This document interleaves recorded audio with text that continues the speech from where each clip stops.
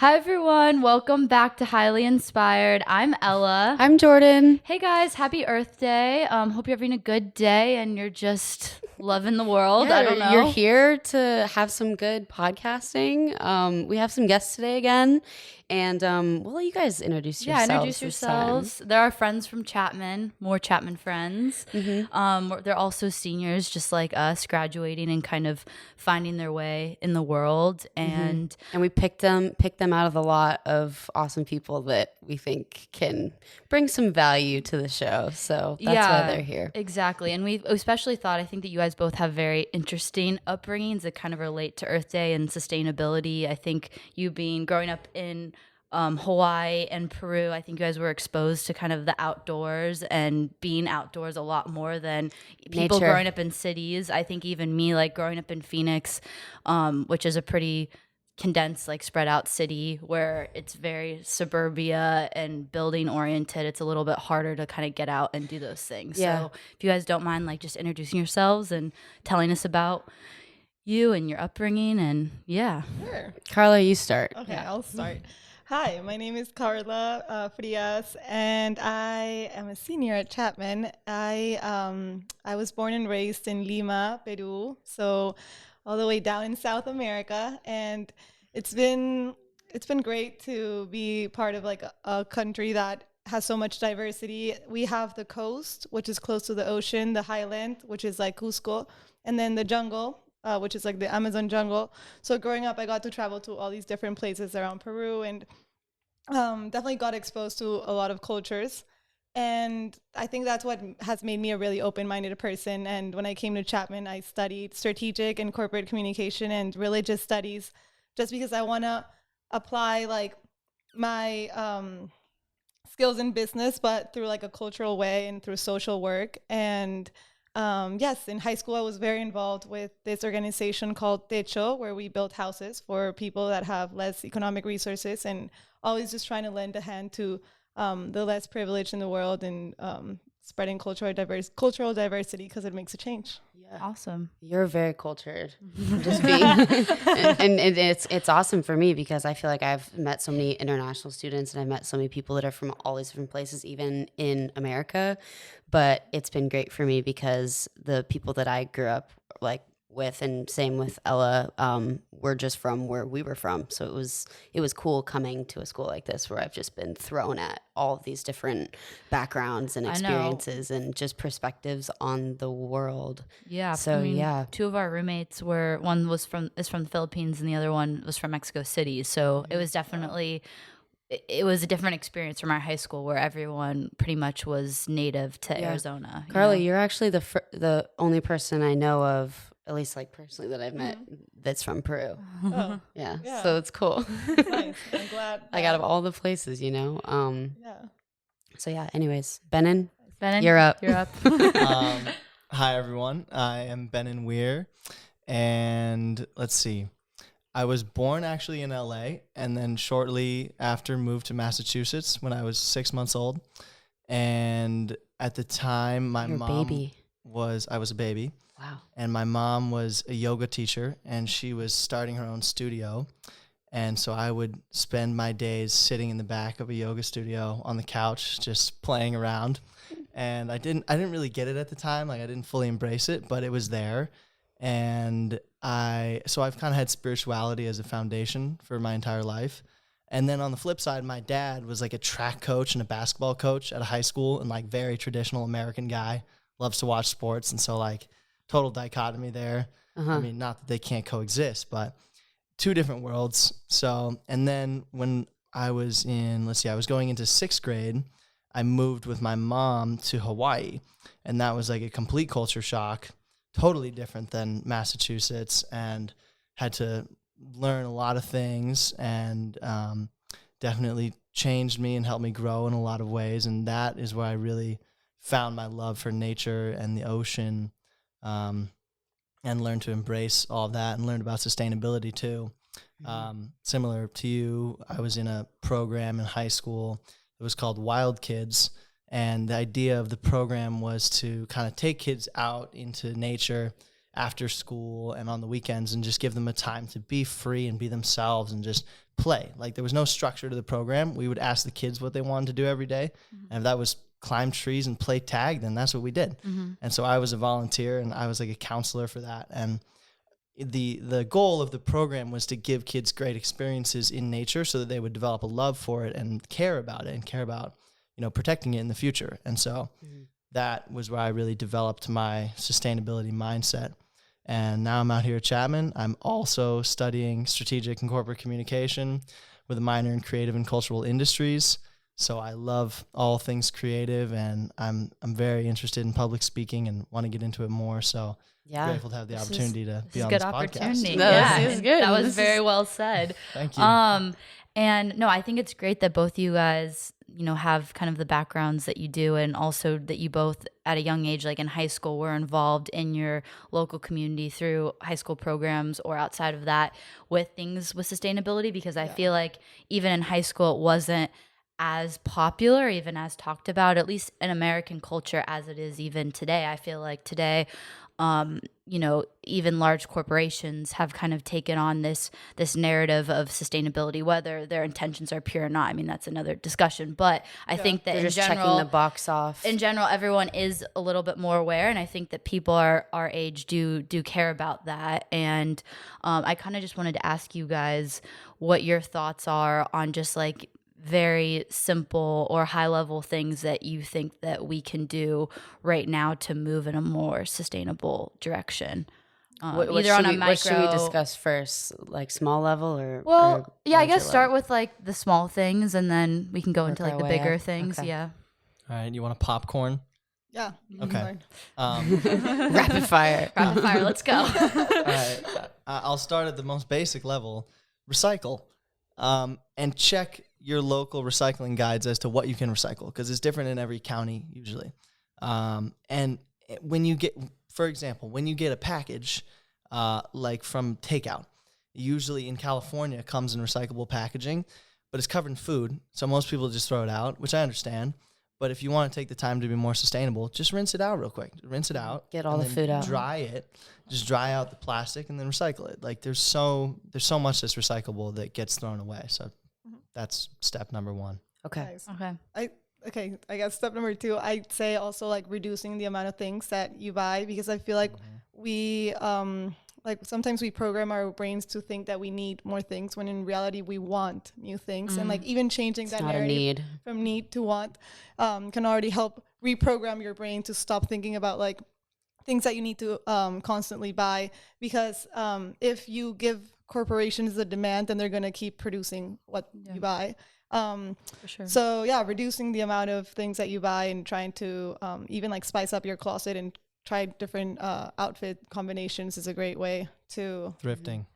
Yeah, Even thrifting from family members. Like I've gotten a lot of hand-me-downs from my mom and aunts from like clothes in the 90s, that's and nice. like that stuff comes back, like I'm Yeah. gonna remember now, like, oh, I'm not gonna Good throw out good my relatives. stuff. Like yeah. you're not gonna throw out my stuff. Like maybe my future kids or like my sister would want it one day. I don't know. Do you think that we could perhaps change the overall, or not narrative, I guess, change people's mindsets altogether on not wanting so many things? I think that on like a macro scale, we could do that, and maybe we wouldn't even have that issue of wanting, because I feel like people want more because it's the standard that more is cool, that more is Successful. what more is successful. So maybe if That we means you change made that, it in life, Yeah. I find it interesting because I feel like when we keep adding things to our closet or we keep buying things, 2 days later, I feel unfulfilled. I don't feel happy anymore. Like that rush of being happy of buying something lasts like 10 seconds. And then I think finding new ways to be fulfilled, creating more outdoor experiences, or like we're entering a new economy called the experience economy, where people want to buy like concert tickets or festival tickets. So even stuff like that is already like finding new ways to invest your money rather than like just adding more junk to your house. And experiences aren't things per se, which is good. We're not buying materials. So, Memories. yeah, maybe Yes, we are that's- evolving in a good direction. Yeah, well, that's my family's motto. My grandma's motto is like buy memories. Like her thing has always been like, if I'm going to spend money, it's going to be on like memories for the family, whether that's like trips for all of us or like going out to eat or whatever. And I feel like that's definitely something that I appreciate, because I do think that it engages more people. Even if you go to a restaurant, like you are, you know, you're tipping someone, you're smiling with them, you're interacting with them, you're having this like humanistic experience. When you spend your money on packages and more clothes, Amazon, etc., you're fulfilling an economy of Amazon, which is like people being alone in a warehouse, not interacting with people, working for a certain wage, not getting access to be even use the bathroom and that sort of thing. So I think you're right. Like creating a more experience driven economy is really cool. And I think that that's what people want, especially after COVID, especially after this like year of isolation, which is why like stuff like the lockdowns and that sort of thing, like I'm excited for us to move out of it finally, because the lockdowns, all they do is they increase wealth for big corporations that already, you know, they do well in that sort of goods and services realm, as opposed to experience and hospitality driven, you know? Right. Yeah, plastic gloves, face masks. Those are all being overused right now. It's kinda sad. Yeah. Oh What do my you gosh, guys? I want to know. I don't know the numbers. I don't know if you guys do, but I'm sure it's like absurd. Apparently, there's the most PPP equipment waste in the ocean that we've ever had, and it's like I don't know how much higher it is, but it's like the highest level of waste in the ocean ever because of this year. So I'd be interested to hear your guys' thoughts on like with the COVID stuff. Obviously, public health is a priority, but where do you like? I feel like it's a problem in our society. We don't like weigh the pros and cons when we're having a discussion. Like we want all things to work. We want like reusable masks for everyone, and we want like, or not reusable, non-reusable masks for everyone, and we want wiping down everything, and we want like like for example, now more restaurants have plastic wrappings that they use even when you're dining in. So like how do you balance people wanting to be like COVID safe with like wanting to be sustainable? Like what do you guys think is a healthy like give and take with even something like that, you know? Yeah. Well, let me just circle back real quick to the original question, which was about like how do we reduce our overall wants and like this drive for consumption. And I agree with your original point, which is find other ways of fulfillment, right? And like I would jump to meditation, like find fulfillment within. It doesn't have to be through meditation, but finding fulfillment within yourself and realizing that it doesn't come from outside. Like for me, my happiness comes from within. I'm happy because I'm happy. Like I just find it just from the universe. And you have to get to that point. You have to work towards it, I think. Yeah, but like it's within all of us, and like if you look for it, you will find it. And if you look for it outside, you'll never find it, because like Carla said, you just buy things and then it wears off. So if we can fulfill ourselves more from inside, then we have less need to consume from outside. Second thing is I don't think that we're going to have less of this desire for consumption until we change our marketing and advertising, because as we know from our degree, like ads are specifically designed to make you crave a certain product and feel like you need to have it. It's a great point. How are we going to stop this type of advertising? Well, we have to change our economy, because this advertising is a product of capitalism. It's designed to sell more products, and that's the goal of a business right now, is to sell as many products and make as much profit as possible. So we have to change our entire economic system, which I have an idea. We can go into that later. Okay. But if we change our system so it's not profit driven, then we won't have so many extremely persuasive ads that are trying to get people to buy stuff. Third thing, digital products. I want to talk about that. I would pose the question to you all. What do you think about consumption of digital products like NFTs, music, art, videos, etc.? Like, is that more sustainable than buying physical products? I would argue yes, but it's not completely sustainable, because in order to produce a digital product, like that still requires a lot of electricity and fossil fuels to power the machines that make that digital product. But that could be a possible solution, is we start consuming more digital products, even clothes. Like if we have like avatars, we can buy clothes or outfits for the avatars. That's not a physical product being produced. I think that I think it's a segue But yeah, you're right. It doesn't necessarily solve all the issues, but I think that if you're going to compare and contrast like physical tangible products that we're buying all the time, like clothes, etc., versus the digital, I would obviously say that the digital is more sustainable. I think that we will move in that direction. We've talked about it on several podcasts before, but especially like we've talked about Tim Dillon's content, and he's made a lot of commentary on what you're explaining and has kind of been segueing into the NFT space. And from what my feelings are, is that as the digital world becomes more attractive than the physical world, and we're already seeing this, like there's already people that are more obsessed with like their Instagram persona than their actual persona. And it might be a more sustainable thing, but is it better? Again, that goes back to my point of give and take. Is it better for us to be more connected to the physical world, even if that might be a little bit less sustainable? Or is it better for us to be fully ingrained in the digital world? And I think that as we become more a part of the digital world, which we're moving in that direction, it's not slowing down, it's speeding up. I think that we're going to become more minimalistic, less materialistic. It might get to the point where we're just kind of like in our own little pods and in our own little tiny apartments, and everything that we show and kind of show off is avatar clothing or digital art and that sort of thing. And I think it's a mix. It's not purely bad. It's not purely good. Kind of fits into that. I definitely don't want that. Gray area. It's going to happen. I don't like that. I like being immersed in nature. I feel like the most vivid memories and the happiest times that I've had in my life have been when I'm like physically doing something. Your hands. Whether, even if it's like playing a sport or hiking or looking, like smelling, feeling like that air. I think that that's just a part of like human nature that will never go away. But a lot of people don't value that in the same way. There are a lot of people that could care less about leaving their house. They just want to be in their digital space and play video games and hang out and do their thing. You know? Is that bad? No, that's not bad. It's just I think it's not. I think it's mixed, right? Like everything in moderation. It goes back to your point of like different preferences. What is the problem we're trying to solve? Are we trying, if the thesis that you guys are building on is that to be more sustainable is to then become more spiritual, to fill that void that I think when you're non-sustainable, that's what you're filling when you're buying more things, more products. The digital alternative isn't fixing that lack of spirituality that is going to ultimately solve the problem of sustainability. The digital world is just kind of a substitute. It's like a Band-Aid, you know, and it's like how we've treated a lot of the COVID stuff. Like we've kind of just put Band-Aids on things as opposed to like figuring out get to the root what of the is issue, immunity, why do we have an obesity crisis? Why don't people know about homeopathic medicine? Everything that we're doing, that's just kind of the American way at this point, you know? Yeah.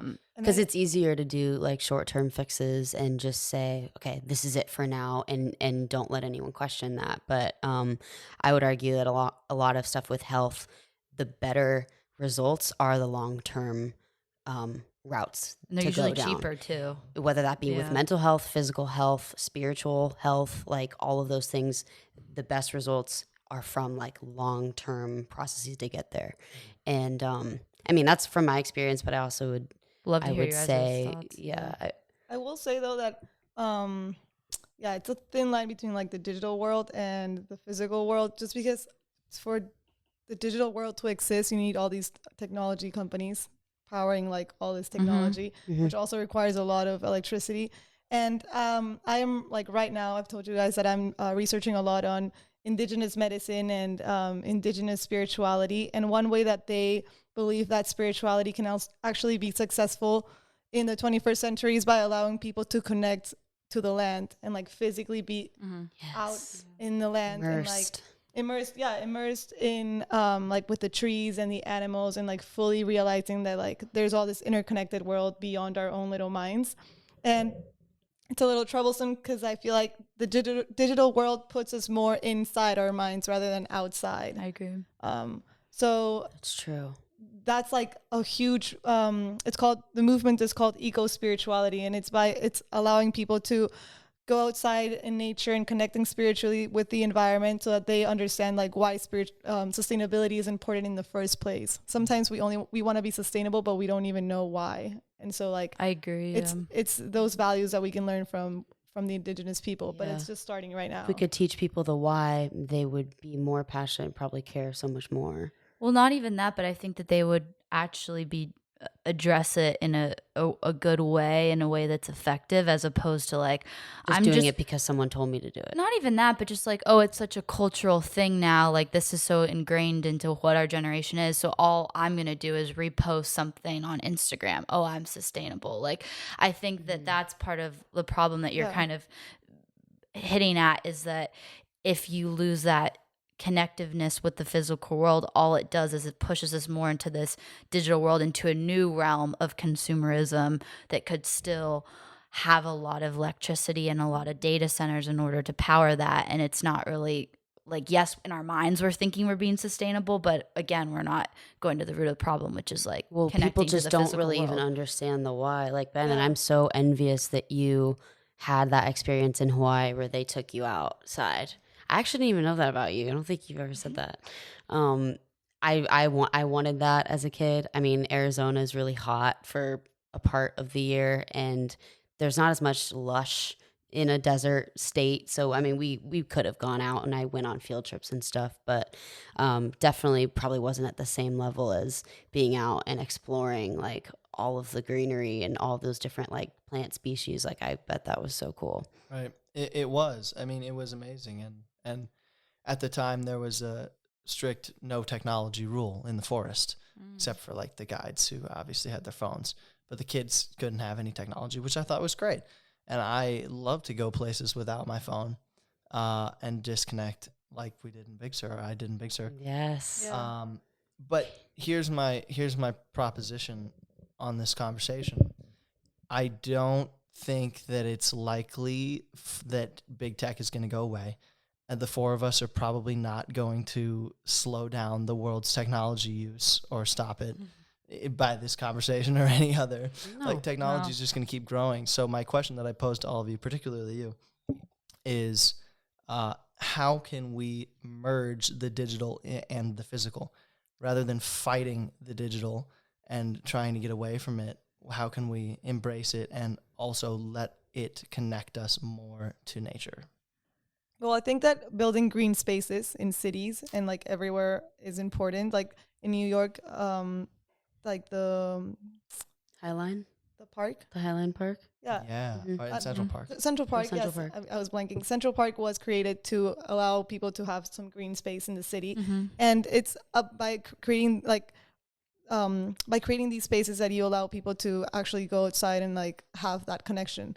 The indigenous people call Mother Earth Pachamama, and it's sometimes we forget to create a relationship with the earth. We just like take it for granted. And so by building these spaces, I think that it's a great way that we can start merging both worlds together. And a lot of countries in Asia, like Singapore, do amazing jobs at creating like green Singapore's so buildings and- pretty. Their airport is It's insane. absurd. The airport, yeah. It's like that's a tourist destination. It's in and like of a itself. forest inside of the building. Yeah. Babe, that's what I'm talking about. See, we could build like our cities within nature, or I have this idea about if we could figure out a way to like rapidly grow trees that didn't harm them. Could we create buildings out of trees? Like they have Probably. an avatar. Like we're living within nature, and yet it's still An a function of avatar, city. like the main home tree. Exactly. Oh my gosh, that thing's so cool. It'd be really cool. I'd love See? that. And I'm convinced it could be possible. Yeah. I I mean, we love- can genetically modify so many things. What if we, not that, We already have CEA farming. not that we too. should for this, but I'm sure, yeah, if we could speed up, accelerate tree growth, we could get them to do things solely by just how we plant them, how we grow them. Well, you can make a watermelon grow in the shape of a square by just putting it in like a square container. yeah, but we're talking about like a building. No, I'm We just couldn't- saying. I'm just saying that that's like you can shift. It's a nature hint, to- yeah. I'm totally for all of those ideas. I am pro innovation and pro technology getting better more than I'm against it. However, I think everyone has a line in the sand with this sort of thing, and with technology, and mine is that I don't personally think that I'm interested in our biology merging with technology. I like the idea of like external spaces and like figuring out how we can integrate nature more into like buildings and stuff, and it being externally interconnected, because I do think right now we haven't connected those spaces, because it's like, okay, you have your indoor house with all your gear, and even for us to drive to see nature, I have to drive 40 minutes to Laguna to do a hike. Like that's kind of a lot. And then you're wasting gas or even electricity if you have an electric car. Yeah, like I should be able to, even in New York, like you can take the subway and still go see Central Park very easily.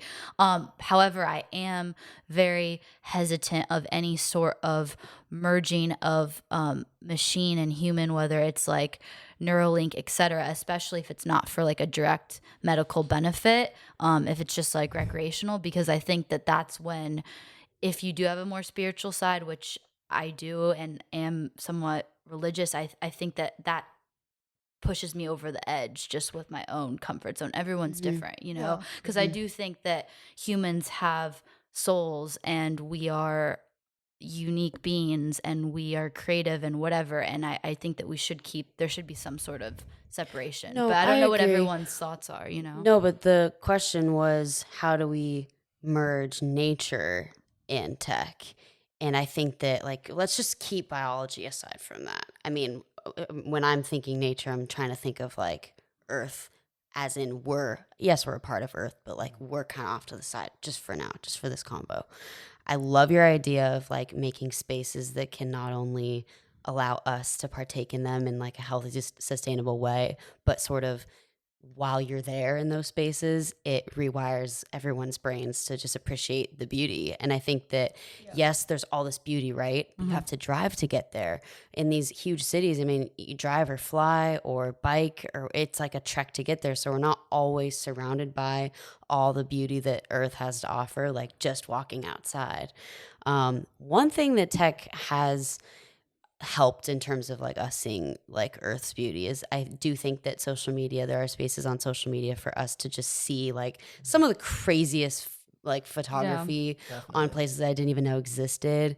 And now we've got like a rover on Mars that's like sending us pictures every day. So that's really cool that tech's able to do. And as we have more VR and all these other devices that can allow us to feel even more like viscerally there, that could solve that like experience gap for certain people that maybe aren't able to travel to a certain place, or maybe it'll get to the point where we like genuinely have to stop flying on airplanes because like the ozone's getting so bad. Which I don't think would be a bad thing. No, Like we were talking about this at dinner the other night. Like we were talking to Gage, a slower lifestyle. Like he was saying, like, well, if we didn't have like modern development, we wouldn't have been able to drive to Joshua Tree in 2 hours and like go have that experience. And I was like, well, okay, maybe we wouldn't have gotten there in 2 hours, but we still could have gone to Joshua Tree. We could have walked.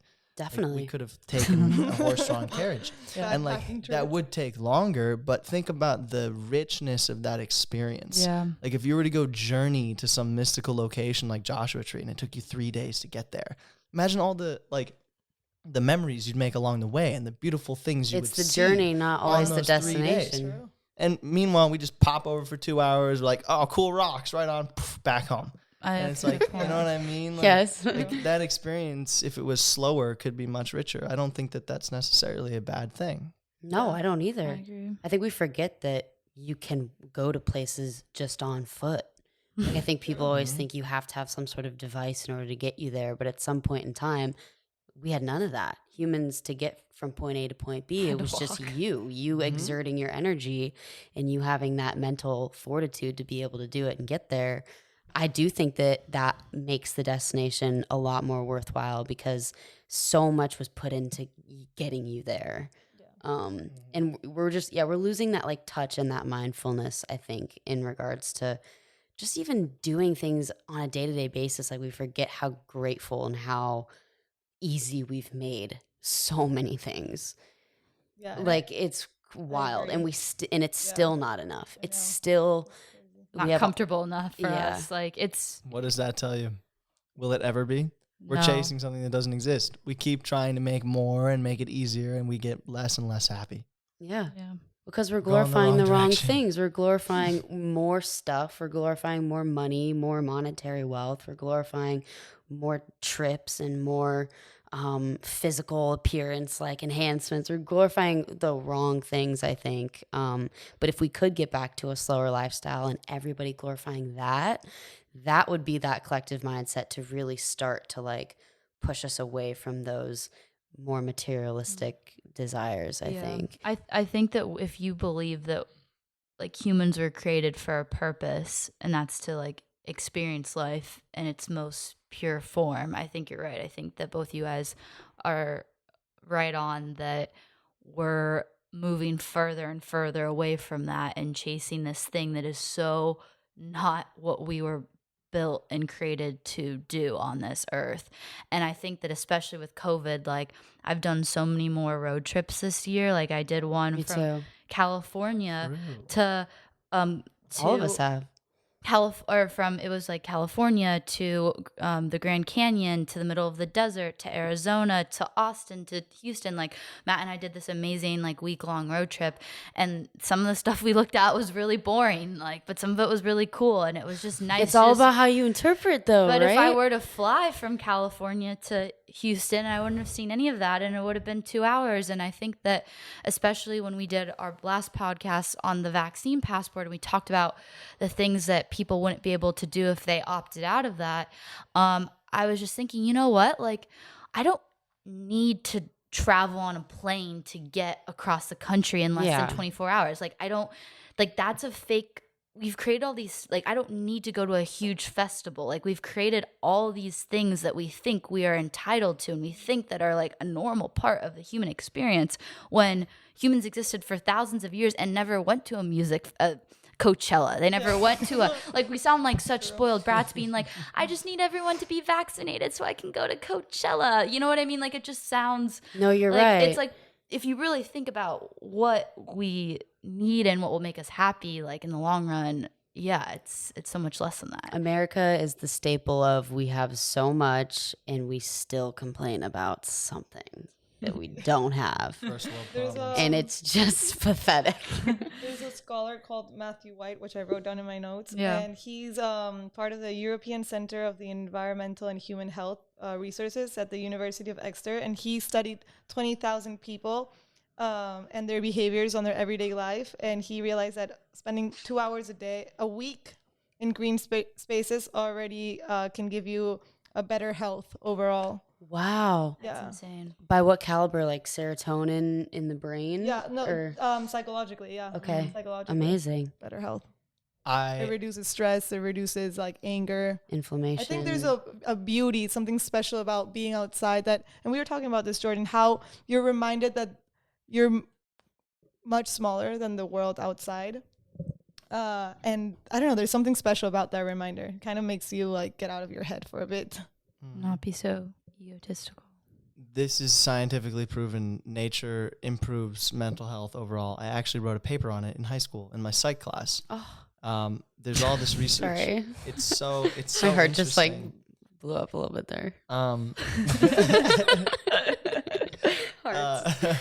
The way that it works is so normally when we're in like our day-to-day lives, you're doing work, whatever, you have to use your directed attention. So you have to make an effort to focus on something. But when you're looking at nature, it just comes naturally. You don't have to try to focus on nature or enjoy it. You just look at it and it's beautiful. And so therefore it's restorative. It's restorative to be in nature. It's restorative to our brain. And so it enables you to focus more, have better memory, be calmer, less stressed. All of this is proven. Like- Yeah, like it's I- feeding you.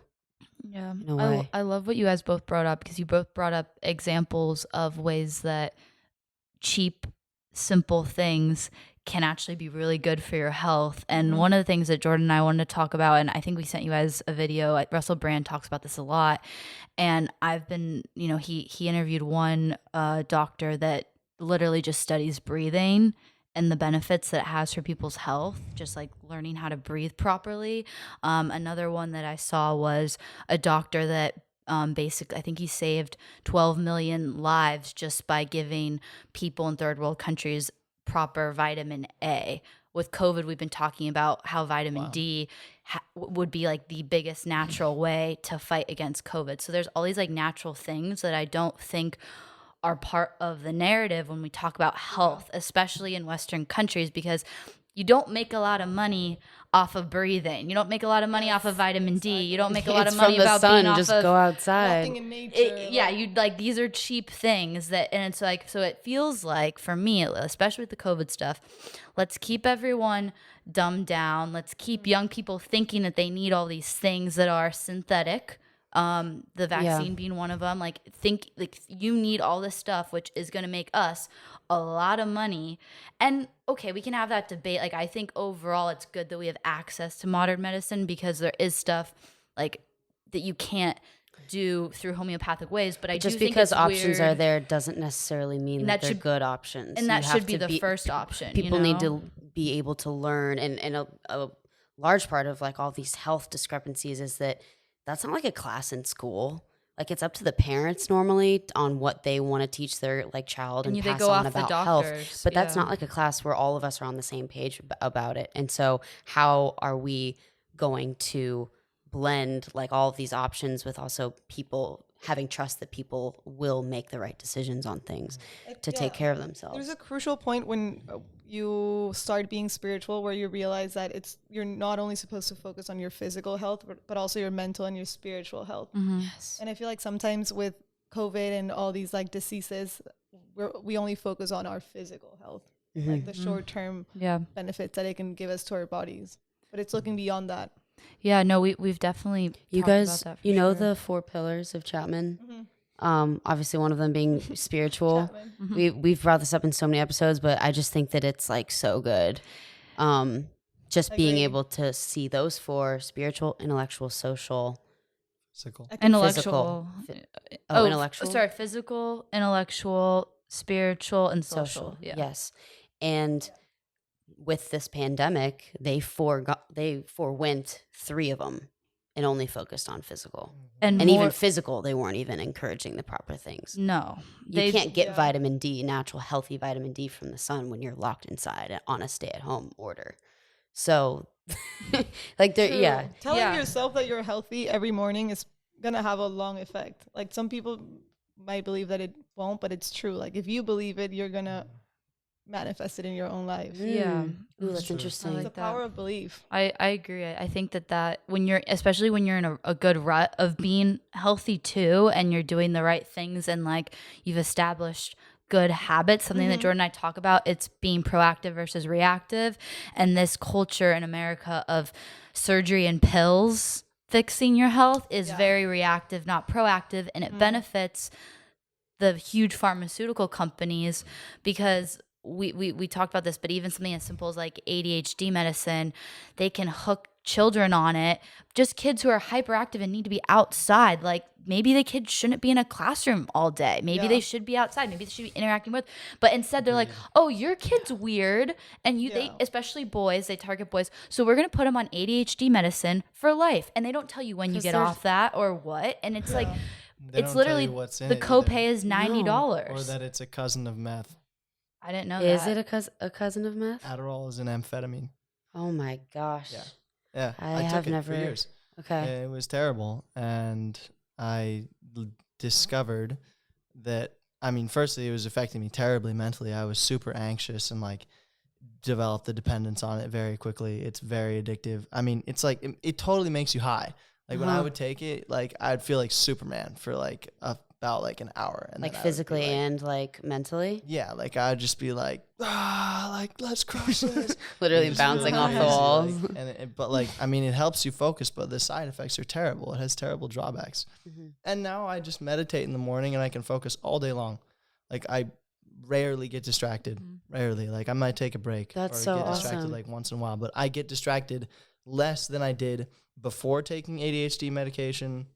When I was on ADHD medication, like I'm far more focused now just by calming down and like Agreed. just like quieting my thoughts a little bit. Yeah, like that meditation for you is probably like you're working that muscle in your brain to That fill the too. void that why you don't need the meds anymore. Yeah, that too. Meditation helps you train your focus if you're focusing on something in your meditation. But this, I mean, let me just go into what you were saying real quick, which is like about the issue with the medical system of only treating the physical. Like I agree, like only treating the physical is an issue. We have to look at all of it, like your belief. You have to believe that you're healthy. You have to be spiritually healthy. And also, we have to look at the root cause of things. Like Western medicine has a habit of treating the symptoms. Yes. Right? You have a sore Band-Aids, throat. putting Band-Aids they on give you things. something that numbs your throat Yeah. rather than saying, why do you have a sore throat? And so like Yes. with COVID, like I went through this whole year, never got COVID, never got sick, other than like maybe a mild sore throat one time when I think it was mostly just mental. And I like kicked that in a day after I took some vitamins. I would just run down a little bit. And the reason why is because I took the time to build my immune system like from the ground up. And so it's like rather like we have to look at like why are people getting sick? Like that's because your immune system is run down. And so why is your immune system down? What are you eating? Like what are you eating? Like are you eating McDonald's and cinnamon rolls and like all of these other things? And Vaping, Not getting enough and sleep, just, like, mold exposure. Or are you drinking alcohol, which are you is a sad every toxin, day? like- Also, like emotions play a huge part. that too. But if you're doing all these things to your body, like your body's filled with toxins, so it's constantly having to purge, which is like running your immune system down. And so there's very little strength. So then when your body comes into contact with a virus, it hits your nostril, yeah. boom, you're infected because you don't have enough T cells to fight it off. Yeah. But if you're repetitively like building your immune system by taking vitamins, going outside, exercising, being in a good mental state, etc. Fun fact, meditation increases your immune system. I've learned this Really? during COVID.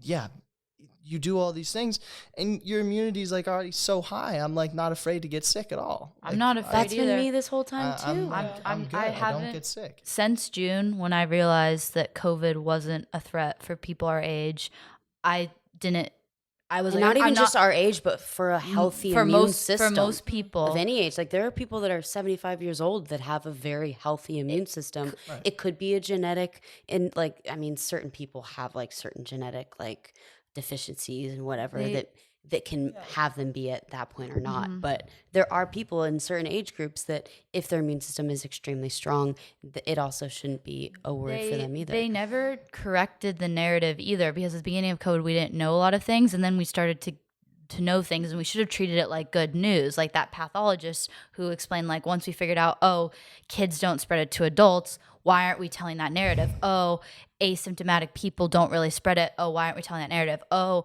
the majority of people that die, it's obese. Why aren't we figuring out the obesity problem in America? Instead, what was presented with us... They're a business and the health industry exactly. is a monopoly. Exactly, And but- they were The capitalizing more money that on... gets sick, the But more money instead, they make. what was so they were willing to presented- forego our spiritual, physical, mental, and social health to make money. Yeah. That's exactly what this is at its basic Core. conception. And what And happened... it's frustrating to me. And going back to what you said with even a sore throat, like NyQuil, for example, or DayQuil, like you said, it just Drugs. tempers the symptoms, Drugs, right? synthetics. And that's exactly, this vaccine isn't the same as other vaccines where it addresses that you don't get like the virus or you don't get polio, you don't get et cetera. All it does is temper the symptoms, which is fine for someone who's older and needs that help, but it's not getting to the root of the problem, which is an immunity problem. And young people, old people, everyone should be working on their immunity. And like you said, there's so many free things that you can do. Meditation, all those things you laid out, you know? Yeah. I have a good question for you guys. If you need to say something, Benen, go Let me for just it. real quick Okay. on the immunity note, this thought just came to mind. Our culture is terrified of dirt. We're like obsessed with being clean. We've got our Clorox and our hand sanitizers and our sprays and like all this stuff. one of the ways that you build immunity is by being exposed to viruses and bacteria. That's how a vaccine works. You get a little bit of the virus in you, so your body builds immunity to it. How do you naturally build your immunity? Stop being so terrified of dirt. Dirt is not dirty. Like, the earth it's dirt. We were born in dirt. Cavemen lived in dirt. Seriously, like, you drop something on the earth. If it gets a little bit of dirt on it, that's fine. Like, that's actually okay. There might be a little bit of bacteria in the dirt, but that's natural. There's bacteria all over your skin. There's bacteria all over everything. Just eat it. Yeah. This is going to sound weird, but like, if something gets a little dirt on it, I eat it. And I'm like, sweet, a little more immunity. No, we have, no, I mean, the earth is made of like metals, right? Rocks and are types of metals and whatever. And we have all of those like minerals and metal like amounts in our bodies. Yeah. So, I mean, as long as you're not like literally eating dirt. Right, don't eat dirt, but like, don't be But like, a little terrified. bit is not something to be afraid of at all. Exactly. And also walk on the earth. I Go used to eat sand barefoot. as a yeah. baby. Put your hands in the I'm literally not kidding. I have a photo album that my parents have of me like on the beach with a bucket just eating sand. I'm not kidding. So I know it's weird, but actually some kids do this. That's really We're prepping. This is for like the a future. thing. You This is a probably, thing. yeah, like, I mean. Okay, I it wasn't might like help. literally like swallowing it, but like I would like put it in my mouth and like chew on it and That's stuff. weird. Interesting. Got some strong chompers. Wait, you guys haven't heard of this? I think I've heard it. This is definitely a thing that kids do, and I don't know why. I wonder if there's like a deficiency reason why. Interesting. But yeah, it's not bad. I'm still here. Not bad. I ate sand and I lived. Peruvians kids- are known yeah. for having a strong immunity because of that reason. Like, we eat fruit and vegetables that come straight from the Yes. garden, straight from like the ground. So You guys don't wash them at all? No, they do. We do wash them, but even our water is not as good. Okay. Like, it's not as purified as the one in like Colorado or like other places in the world. So our immune system is pretty strong.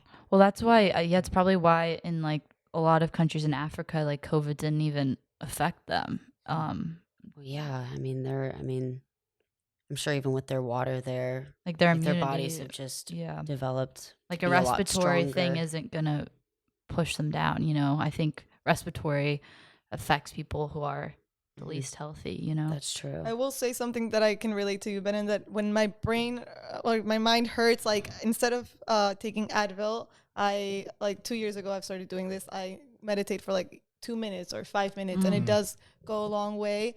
And I do think that all these problems that we're talking about with the health system and the environmental problem, they all go down, at least for me, they go down to the values that we have.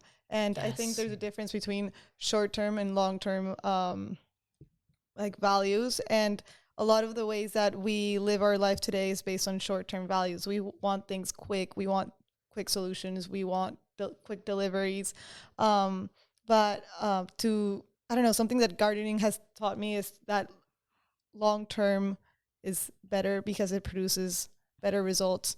And it just is going to require more effort, and it's going to require commitment. But it even goes back to our economic system, like looking beyond the short-term profit and more the long-term benefits of how we can create like sustainable living or sustainable medicine. Yeah, you're right. Values drive everything. Yeah.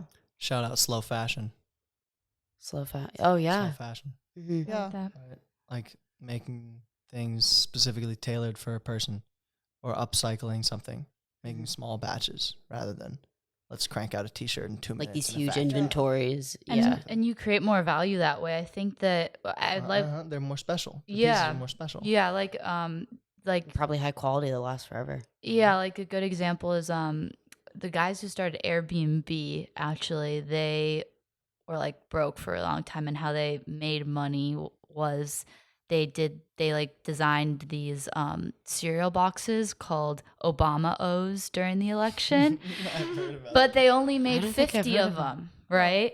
And that like literally increased the value so much. And so I love to get into like the capitalism versus socialism versus communism, and if there's any other things. Benen's like, Yeah. okay. But I think something just to Strapped kind of in. like open up that conversation is I think that we have this tendency as a culture, whether it's with the Constitution, whether it's with economic systems, whether it's with spiritual values, to like throw the baby out with the bathwater. You know what I mean? Like it's like, oh, we're smarter, we're more evolved, we're more ethical. And that's really like kind of pretentious to think, because if you think that about your ancestors, Kind then of. It is it is pretentious. Like your grandchildren are going to judge you because there's stuff that we do that they're going to view as unethical. Eventually, if you ever own an iPhone, that's going to be viewed as unethical. If you At ever some ordered from, point, yeah. so it's like you got to cut systems, you got to cut the Constitution, you got to cut your ancestors a little bit of slack, and critique, but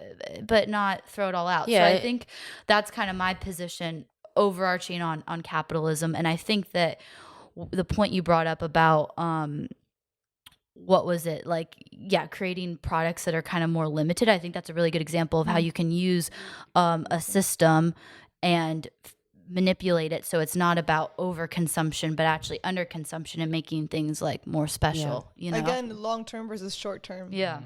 Values are so important to the way we process the world, to the way we interact with the world. And I feel like this modern world really emphasizes in short term benefit all the time. And there's a problem with that. And we're foregoing ethics in certain case scenarios, in certain businesses, to produce products just because there is a demand there. And whether or not a demand is there, it doesn't make it ethical. Like, say, even like cigarettes, for example. We know that cigarettes aren't healthy. There's a demand there. People are interested in it. People desire them. And these companies that manufacture, they know that they're doing it and it's unethical. They have to. This is, and when I say unethical, I'm not just talking in like a spiritual way. I think harmful, Totally harmful, not intrinsically good for us. Right. So I feel like that's an example, and there's a million others. So and it's hard to balance freedom and making everything ethical, because you want people to have the autonomy and their freedom to be able to choose the ethical decisions and be like in an ideal world, we would love for cigarettes to just disappear on their own because everyone individually decides like, I don't want to purchase cigarettes because I know it's bad for me.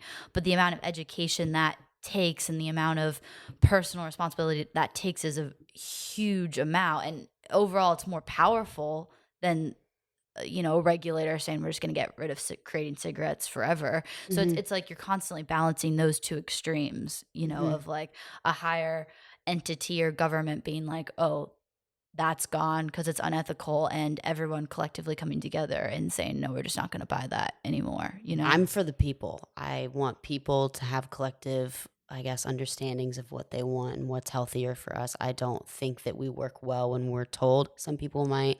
I think collectively we don't. That's just going to compile into a lot of turmoil over time. But if we could all get to that point where we can pick up on things of, oh, wait, why is this or that company making so much of this product when A, it's not sustainable, B, it's obviously profit driven, short-term driven. Like even Apple, for example, like I have so many issues with how often they release so many new products where there's zero like enhancement to it. Like I think that Apple products are giving us a lot of like opportunity for especially even like creators. Like Apple has done so much for like the tech boom that we've had. But why are we making all of these products all the time? And we have all this inventory and people just want to upgrade every year when something new comes out and then throw the old thing away or trade it in. And they say that it's recycled like aluminum or whatever, but it's still just like the energy going forth to make new. And that's a lot of power to do that. Yeah. What are your guys' thoughts? Something that I've come to realize now that I'm kind of an adult is that sometimes everyone's only looking out for themselves, and that's how like these big corporations may not necessarily be interested in our own, like they're interested more in their own benefit and how much money they can make rather than like giving something good for the people. Yes. So I think collective unity is a very important like vision that we need to focus for the future, and that spirituality at least has made me think about because if we keep only thinking about what makes us happy or what can give me money, then this is how all these products are being made, because they're not really, it's all about like collectively working together as humans. And I did bring this point up before the podcast started, that like Darwin, when he made the evolutionary theory, he actually, on the document that he published, the theory, he mentioned the word love like 84 times, because yeah, I know, and no one really teaches you that in school. And because he said that humans need to work together and cooperate in order for us to truly evolve into our highest good, because we humans don't have any fangs, or we don't have any like big claws. We aren't meant to fight with each other, but rather work with each other.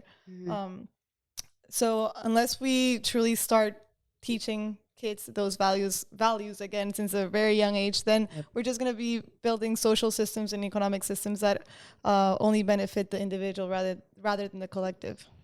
I think there's also a reason why we all have like these different skill sets and different things that we're geared towards, like skills wise. I think if all of us had the same amount of competence, the same skill sets, we would never need to work together. But the fact that we all are on all these different levels of, oh, you're good at this. Oh, wait, you're better at this. And then that just compiles into us. That's just the proof that we all were intended to be doing things together, and that we have the capacity to cooperate. Yeah. I agree with what both of you said. And I have a proposal. Shoot, pitch it to us. Capitalism and socialism both obviously have their faults. Yes. And so I would like to propose a new system, which is altruism. If you don't know what altruism means, it's basically doing good for the sake of doing good without expecting anything back. It's just kindness to be kind. And I wonder if we could create an economic system based around altruism, where you are rewarded for every time you help someone. And my idea is it could be like a system of credits. So we, rather than dollars, we do credits. And so anytime you help someone out, you are awarded a certain amount of credits. And this could apply to a job. Like if you do your work, you get, 500 credits at the end of the week or whatever it is from all the ways you help the company, or just random acts of kindness. Like I was talking to some guy today and I asked him about public speaking and he gave me all this interesting information. And like, he should be rewarded for that, just pure kindness. But do you think that could be hijacked in a bad way? Yeah. Though? Do you think that could be hijacked? Like, I'll let you finish. finish. I just want to include that sooner. The idea being that we are motivated to do good rather than motivated to make money. Yeah. And this, I think it would really like free us in a lot of ways to pursue more of what we love to do and what we're interested in, because it would allow us to get paid for it even easier. And eventually we would work towards the goal of a system where there is no money at all and everyone is just helping each other all the time. And we all have everything we need. Because if we're always giving, right, and we each have these individual passions, right? So say you love to cook potatoes and you give those potatoes for free. That's how you contribute.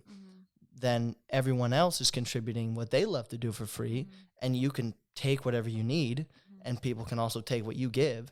So then we all have what we need all the time for free. Yeah. And all you have to do is give what you like to do. I like what you said. And if we could distribute it well enough, yes, we could get that around the globe.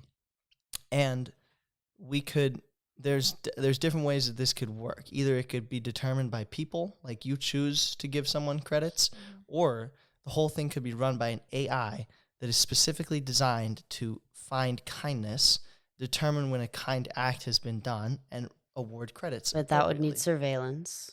You're going to have a Yes. hard time selling mass surveillance, and you're going to need tech, and But you're going we're to need there. We're satellites, already- and you're going to we're- need we're like, electricity to run okay, surveillance. But we're going to be there already. I'm just picking this. I like Okay, this. all right, We're all all right, go going ahead. to work through it But together. we're all going to have AR glasses within the next 5 to 10 years that'll be watching everything we do.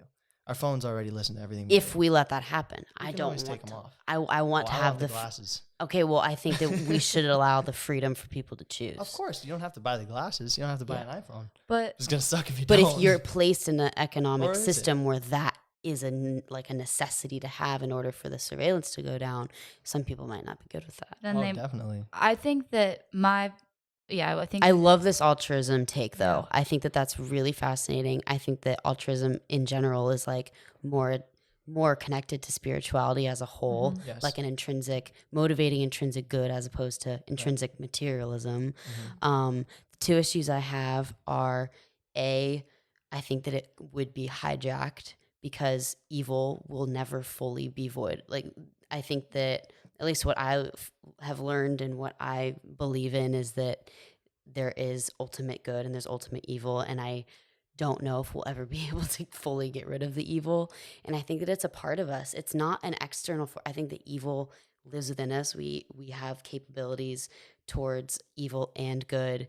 And like, I think an evil act is over possession, over like jealousy. And I think that in a system like that where you have to have a certain amount of credits in order to eat, you have, like, same with money. That's why people do bad things. That's why they steal. That's why they break into people's houses, because they feel that like those negative emotions in them that propel them to do what we quote unquote say bad things. And so I feel like that idea of the credits would pretty much just replace money, but it would still like lead people to do different things, similar things in like the hunt of like, I guess, surviving in the system. What I like about what you said and what I think can work is that philosophically, I'm on the same page as you. Same. Practicality wise, I see holes, but there's holes in everything. And I think that what could work practically is that within we forget about when you really boil down, like, let's say capitalism, for example, we have this kind of messed up perception of it because we live in like a very huge over corporalized world. But when you go back to like when the idea of free markets came into the West and into America specifically, like frontier America, like that is actually like the best system possible. Like you have a sense they of had currency, but everyone's living very localized. And I do agree with your point that when you view things as helping people, you're less likely to like be so stingy about money. And I think that the solution is that we move towards more localized, nature-driven communities, because I think that then, like, let's say I'm way more, the closer you are with someone, the more you're willing to help them out for free. Like, think about what you're doing for your friends. Like, even like Matt does freelance and he'll do free stuff for Nomo, but he's not going to do it for a stranger, right? So I think that it's not about looking at like socialism or capitalism and creating a whole new structure. It's about seeing what on a big scale works as just a guideline, and then how do you localize that to kind of create this generosity feeling that is natural within us and ties back to spirituality. And I think the issue with, unfortunately, as great as a credit, and this is just my opinion, as great as a credit system sounds, unfortunately governments like China, which are very anti-human rights, just straight up evil, have Muslim concentration camps, forced sterilization of the women. I just found out that child labor, they now have they literally kill people who are prisoners and they harvest harvest their organs. I just found this out, and it's increased since the 70s. They used to do people just on death row, and they've now increased it. And the reason why they've been setting up these like Muslim concentration camps is because these religious people are healthier and they want those organs. So then they deem them as a criminal so they can harvest their organs. So when you have and China already has a social credit system in place, right? So they already have this, what it means to be a good a citizen. And when you have a blanket statement of what it means to be, sorry, I'm throwing a lot of information at you guys, but what if I'm trying to make a point? Up. But when you throw a blanket statement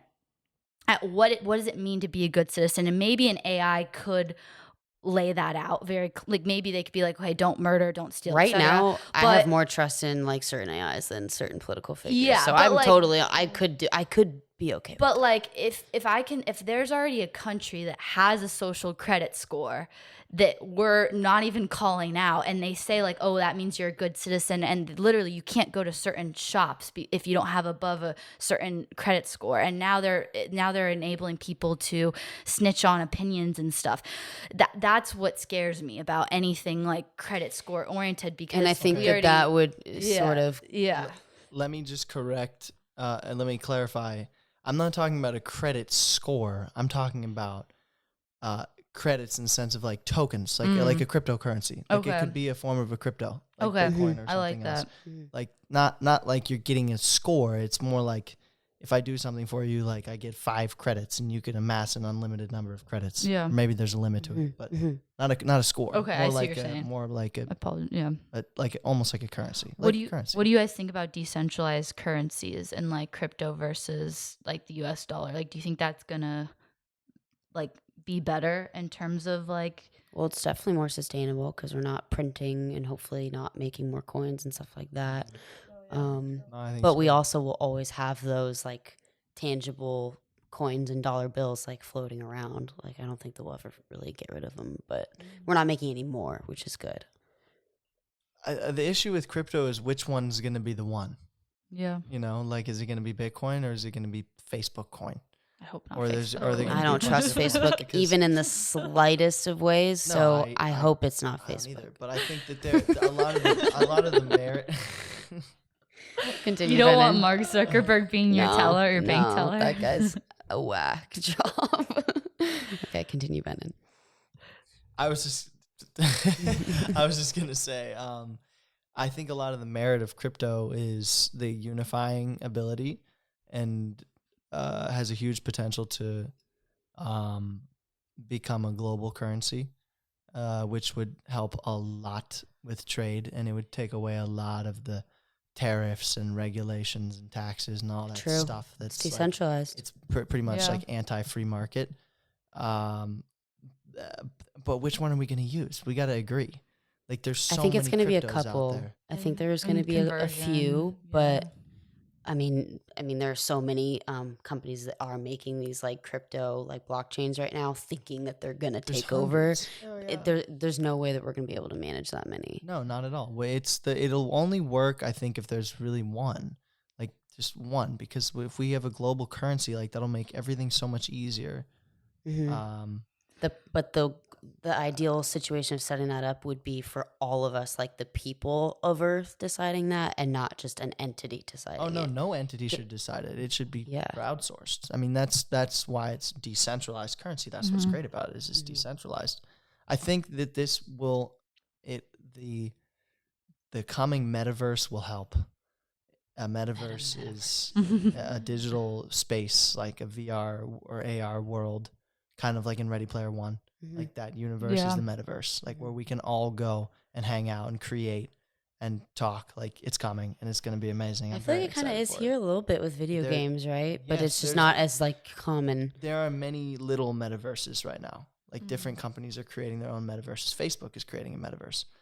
But I mean, they got Oculus and they're making VR headsets and they're making a world for it. It's called Facebook Rift, I believe. Oh, really? It's like a whole area you can go into and meet other people. It's kind of like Club Penguin, but like on a much more advanced, like VR scale. Yeah, for VR. Exactly. So if we can have one of those that's global, and we can all around the world go into a digital space and connect together, use some sort of cryptocurrency there, have digital products, art, clothing there.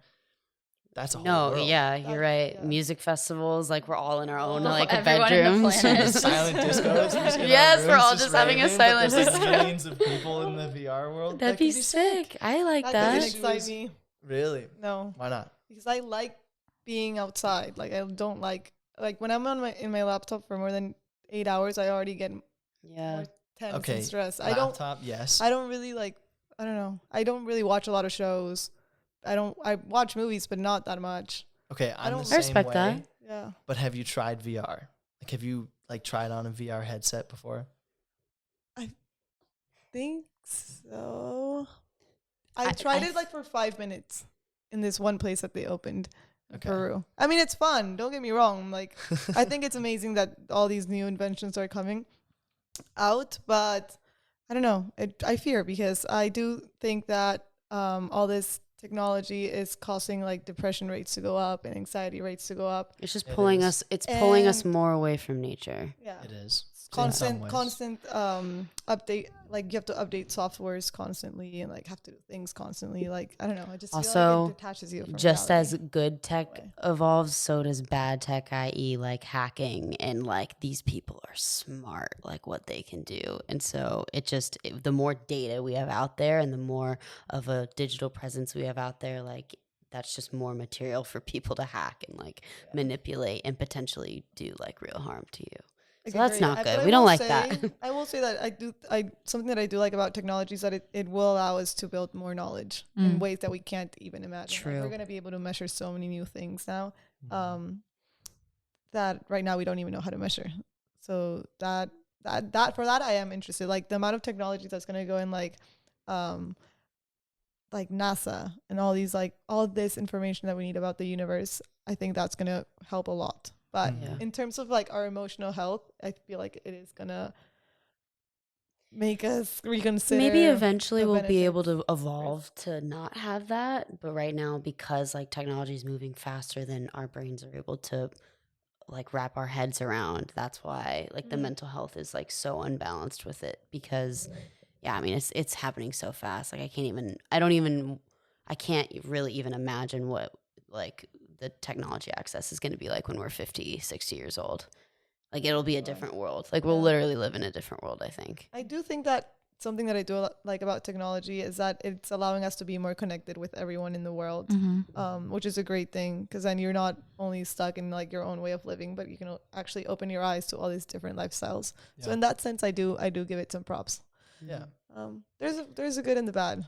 There's You know? good and bad. I know. I hope feel like that, that's like this whole podcast so far. Like we're talking about like complex things, goods and bads, and just kind of like dissecting it because nothing is a dichotomy. Like there's a gray area to all of this. I agree. And I think that with the development of technology, there will be like a great awakening of more people becoming aware of things and aware of like our own minds, and it'll go hand in hand, hopefully.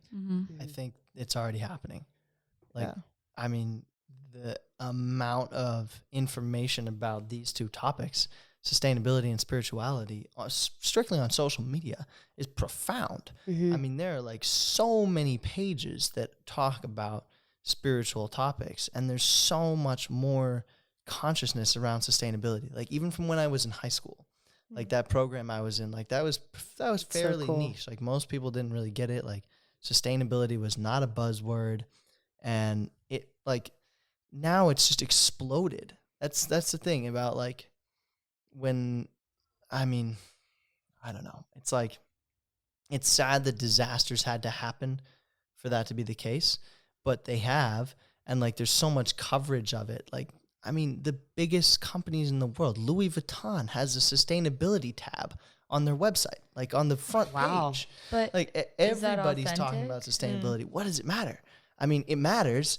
It needs to be authentic, yes, but just the fact that they're talking about it and doing something is Yeah, I guess that's huge. true. At least It's it is so like much better than nothing. planting Like, of a we seed. can rip on corporations, be like, oh, it's greenwashing, it's not authentic. Sure, there is that, but like, it's better than nothing. Yeah. You know what I Well, mean? I It guess is planting a seed by even just having it there. Like people, maybe say an elderly person who is a routine Louis Vuitton purchaser who had never even come across the word sustainability before. They see that on the site, then they look it up, and then they understand. I agree. Exactly. So it's like marketing. What do you guys think though about like, as I agree, I think technology is going to move faster than we can even imagine. I think that we're going to be in digital spaces very soon and definitely in our lifetime.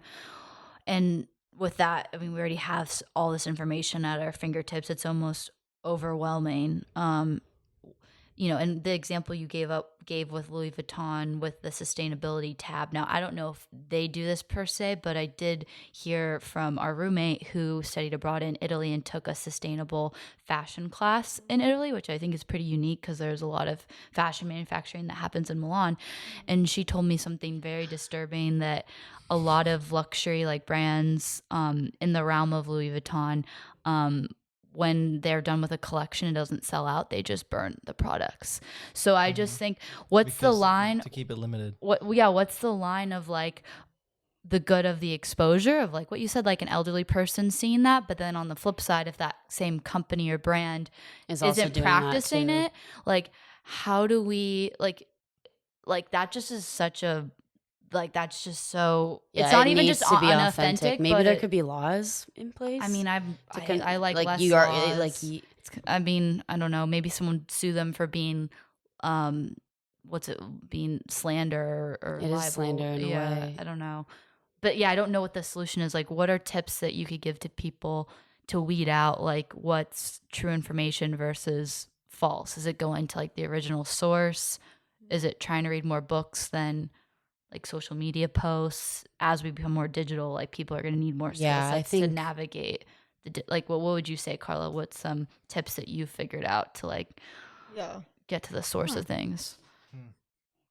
that's important. Sources are important. And I guess if we're talking about fashion specifically, Or just in general, like just anything. knowing like your sources. Yeah, just like I feel like on social media, like even like if you go to the Instagram tab where it tells you about like the vaccine stuff, Oh yeah. it just says vaccines. It doesn't say it's COVID very 19. vague. It's very vague. It information. doesn't cite the information. It's like giving very blanket statements. I agree. So yeah, like how would you just in general? It could be Hmm. fashion. It could be Yeah, sustainability. just in Like general. how do you figure out? Oh, this is propaganda versus this is Do your actually- homework. Yeah. Yeah, I think doing your homework, but That's it's the hard easiest because, answer. yeah, information is just changing all the time. Yeah. So it's like you constantly having to go back and like check. But I think also approaching things with an open mind and being aware that like if you read something like it could be fake and being open to that possibility I rather love than that. closing your mind and being just 100% with that information that you read online. Like always Take it with a staying grain of open-minded. salt. Yeah. Mhm. Do you feel like our generation is more open-minded or more closed-minded? Because I feel like in some ways we're more open-minded than previous generations, but in some ways I feel like we're more closed-minded. Like I feel like we're very closed-minded in what you just said, where like people see one thing on Instagram or one thing in one article and they take it as It's fact, enough. and that's enough. And it's weird because it's like we actually might need like 5 sources before we can like confirm something as factual. It also depends on what those sources are. Yeah, and I feel like people our age are very unwilling to like shift. Like once they read something, it's done, it's coded, like it's buried, and that's my opinion. Like that's fact. Like I'm not gonna revisit it. If someone challenges me, that's offensive or It's you very know. personal. I Yeah. feel like it's very personal. Depends on how you were raised. If you're going to be open minded or closed minded. Mm-hmm. So I don't know if I can generalize that, but being aware of your own biases is important and just understanding that. And it all comes, well, in terms of sources, I guess. Yeah, just being aware of your own biases and keeping an open mind constantly. I think it's important. But it's hard because there's so many sources out there and there's so many books and it's just like it's overwhelming at this point. Yeah, and you're right. You do have to sometimes check 5 different sources until you can make your own conclusion. Yeah, it's really hard. And beware of censorship and beware of what those sources are, and not only just do your research inside of those sources, but maybe do research on the sources. So it's like it does take a lot of work, but I think that there's a greater payoff if you are doing proper hunting. What I just picked up on something you said, that you think people being open-minded or closed-minded does relate to how they're raised. Yeah. Say someone wasn't raised to be open-minded. How do we, maybe we could just get in a group discussion about this. How can we like reverse that or try to pull them more to the open mind? You know, I did want to bring this up at some point. There's a new theory called quantum theory, which is proving that science can't be objective because we live in a subjective world. Every mind is subjective. And this is being now scientifically proven, which I feel like our generation is very obsessed with having everything scientifically proven. So you're now right. we're entering the 4th scientific revolution. That's what they call it, where there's this new factor in that's affecting all the data that we collect called consciousness. And once we start to realize that we're each living in our own mind, then I think that's going to allow us to open our mind as a fact that we're all living our own subjective experiences. Science has created this narrative of like being objective and knowing 100% the truth, but in reality, we're all just trying to make sense of the world. Yeah, within our own that's a good terms. point. We have the scientific method, but Jordan and I talked about this. You could take like science is ever changing. We think it's Yeah. absolute, but it isn't. It's And not. as long as you go through the scientific method, you can come to different conclusions with different problems as time goes on. Yeah. Even just certain medicines, especially that are man-made, like it's not absolute. This is 100% this or 100% that. Like yeah. we're constantly shifting things, and I think religion, for me, like people like to separate religion, like spirituality and religion, from science, but I actually think they're very well They're so connected. connected. And connected, then yeah. you see how well they like work. Really, they integrate. It makes sense. There's 100%. order in the world. Science explains the order.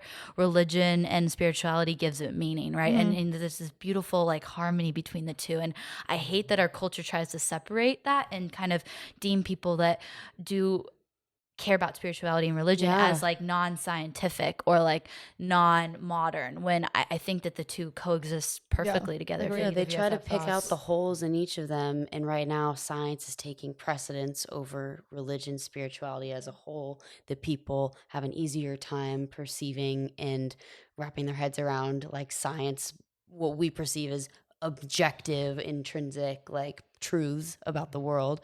And then religion gets put on the back burner. And that's Socrates sad. said, "To know thyself is the beginning of all wisdom." Pythagoras, which is the person who made the Pythagorean theorem, used to sit in like his desk and meditate for hours to get theories. Einstein did the same. They were all involved in like meditation and all these. Einstein was the same? Yeah, they all used to Wow. meditate. Tesla too. Tesla too, and that's such an important piece of information that we don't get taught in school. And I think that merging religion and science is going to allow us to look for answers from within rather than just always like making things up. Yeah. For sure. Yeah, true. Because we're very visual and we want to like see proof and we want to like we're always perceiving externally, but if we could look more internally Yeah. and like look into our own minds for the answer sometimes, like that could be just as effective, and we haven't even explored that terrain as much yet. With Louis Vuitton, for example, the brand, like if I bet people that think that Louis Vuitton is sustainable, if they could just actually think about the actions that they're about to take, they might reconsider the action of buying Louis Vuitton in the first place. It's just a matter of stepping back and looking within, I'd say. And just like thinking like critically and logically. I think that we're taught to, or the American education system is very much on repeating and regurgitating facts as opposed to like taking Actually it in and like processing breaking it. something down to its very and fundamental and having nature, a and then healthy building from relationship there. with authority that's questioning authority too, you know? I agree. yeah. I mean, that's what I was going to say about the science and religion. I agree that they are totally connected, and in the end will be one and the same. Like they will merge together. Science is, if I can try and describe this as best as I know, science is describing, let's say, consciousness physically, in physical terms, mathematical terms. Science studies and understands things on a physical basis. Spirituality or religion is just the direct experience of those things. It's the intuitive experience and knowledge. The more feeling based too. Of consciousness.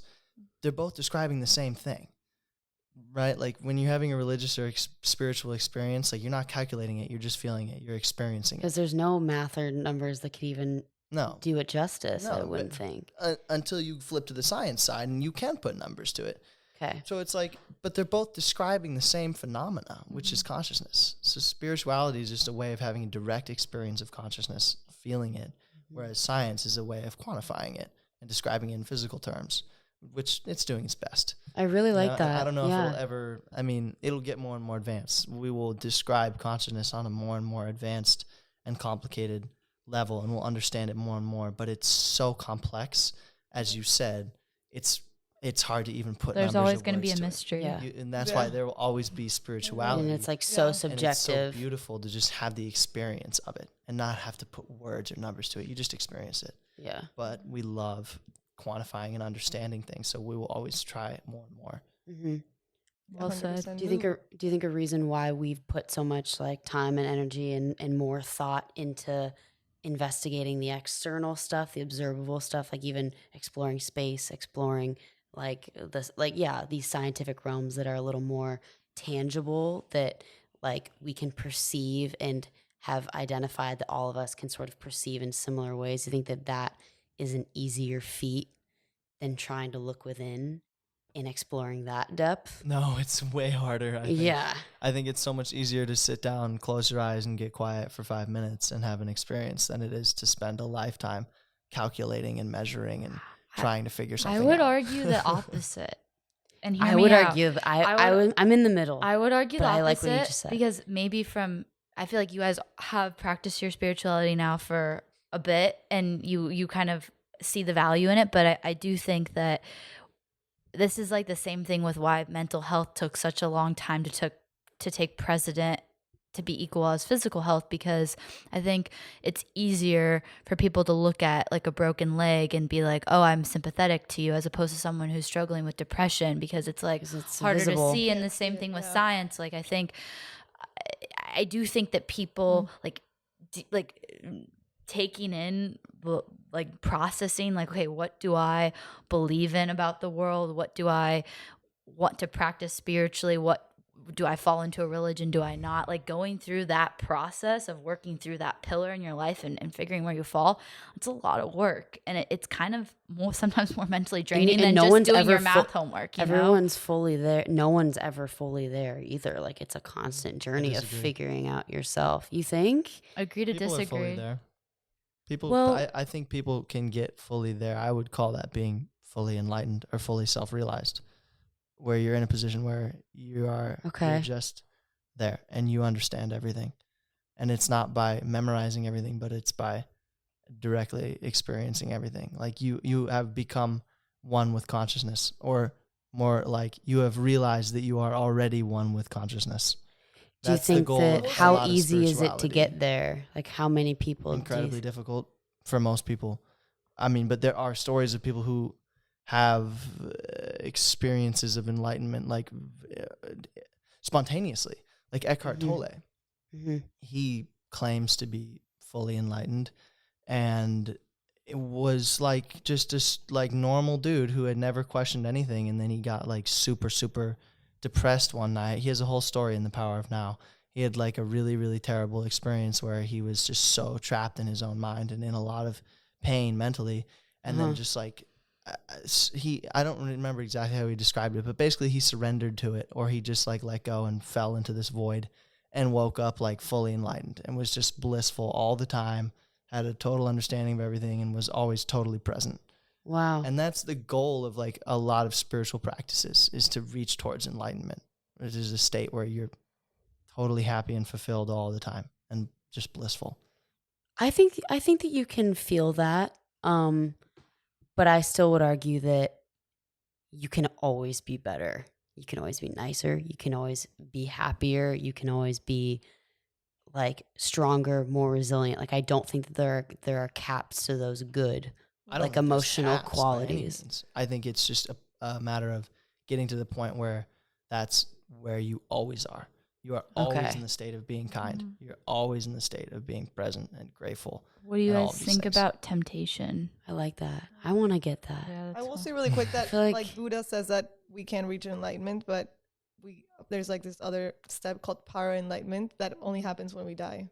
So like Okay. it's a like there's always like more and more. I agree. I'm in the same boat. Yeah. That's my position, is that I think, like, I believe that there's some sort, like, just very broadly speaking, there's some sort of like higher energy or being, whatever you want to call it. And until we die and pass on to like the next life, which my belief is some sort of heaven, then that's when you hit full enlightenment, is like after death and going through that like process. Like I think you can get close to it. And I think the goal of life is to get as close as possible. But I think, and everyone's different, but my belief is that it's kind of, you're thinking that you're more, like you can do more, like you're downplaying your human physical side if you think that you can get to that before you actually die. And an example of that is like, I don't know if you guys know who Mother Teresa is, but she had like a huge Goat. Yeah, she was a very big, important woman, and helped decrease poverty. Important woman. Yeah, and decrease poverty in India and all over the world. How you said that was so funny. Yeah.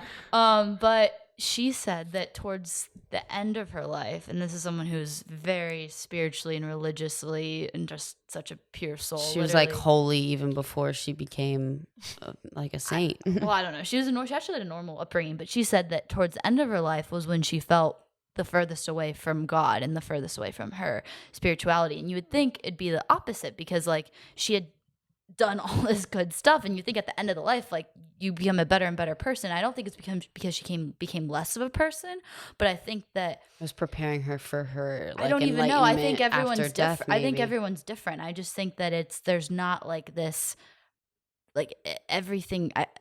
Life isn't perfect. Everyone's life experience is going to be different, and I think that people are given the struggles and the hardships that they can handle.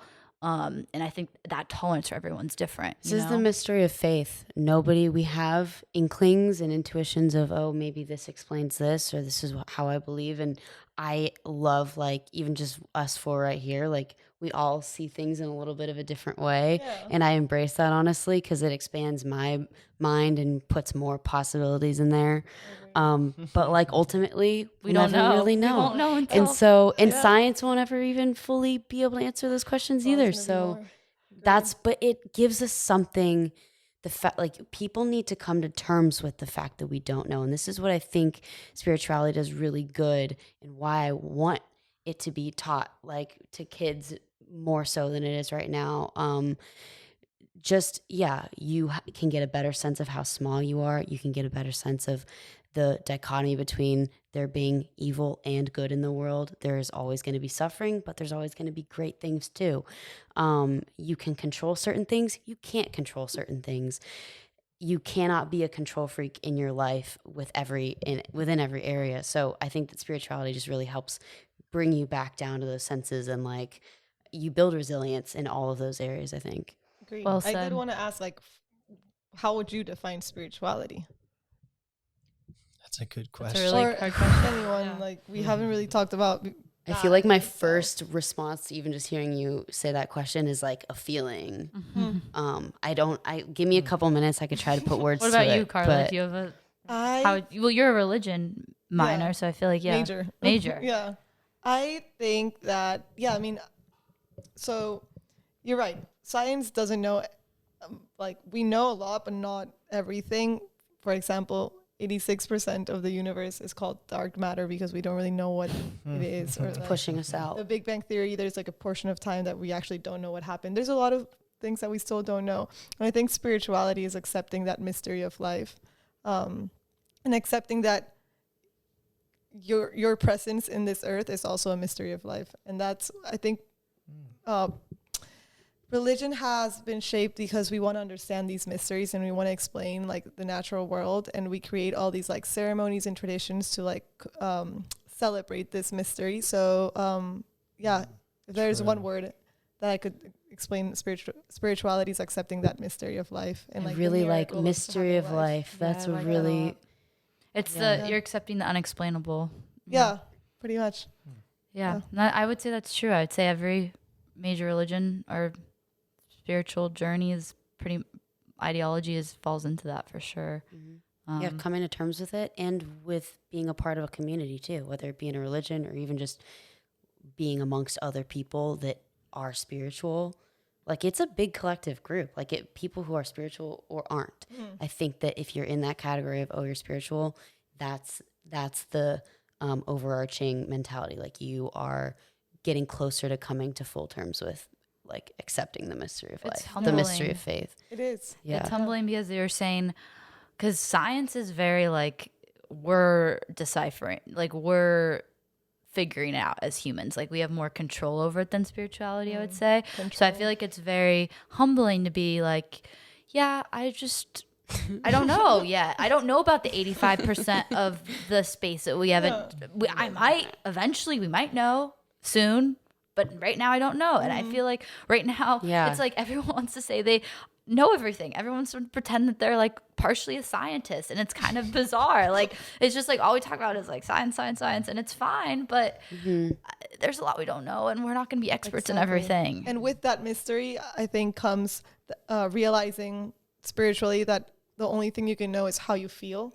And that's why personal growth and self-awareness is so important in spirituality, because once you accept that there's all these mysteries, you realize that what you can say is 100% sure is like who you are and how you feel. Yeah, and the actions that you make, how you treat conscious. people, what you put into the world, the value you bring to the table, like those are things that you absolutely can control.